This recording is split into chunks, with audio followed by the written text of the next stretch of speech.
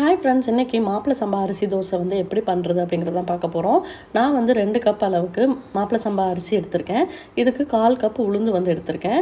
அதையும் வந்து நம்ம அரிசியிலே வந்து சேர்த்துக்கலாம். சேர்த்துட்டு இது கூடவே வந்து பார்த்திங்க அப்படின்னா நம்ம வந்து வெந்தயம் வந்து சேர்க்க போகிறோம். வெந்தயம் வந்து 1 டேபிள் ஸ்பூன் அளவுக்கு எடுத்திருக்கேன். அதையும் வந்து இதோடு சேர்த்துக்கலாம். இது எல்லாத்தையுமே வந்து ஒன்றா வந்து நம்ம வாஷ் பண்ணிக்கலாம். இந்த மாதிரி அரிசி கழுவும்போது நல்லா தேய்ச்சி ஒரு 2-3 தடவை கழுவிக்கோங்க.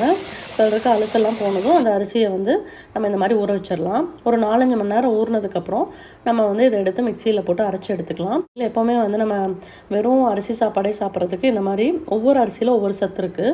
ஒவ்வொரு டைம் நம்ம இந்த மாதிரி ஒவ்வொரு தோசை வந்து செஞ்சு ரெடி பண்ணி சாப்பிட்லாம். இது வந்து பாதி அரைச்சாச்சு. மீதி இருக்க அரிசி, உளுந்து, வெந்தயத்தையும் போட்டு எல்லாத்தையும் ஒன்றா ஸ்மூத்தாக வந்து அரைச்சிக்கிறேன். ஸோ இது எல்லாமே வந்து நல்லா அரைச்சதும் ஒரு பாத்திரத்தில் எடுத்து வச்சுக்கலாம். இதுக்கு தேவையான அளவுக்கு உப்பு போட்டு நல்லா நம்ம கை யூஸ் பண்ணி நல்லா இந்த மாதிரி கலக்கி எடுத்துக்கோங்க. மாப்பிள சம்பா அரிசி மாவு வந்து ரெடி ஆயிடுச்சு. இதை வந்து நீங்கள் வேணுங்கிறப்ப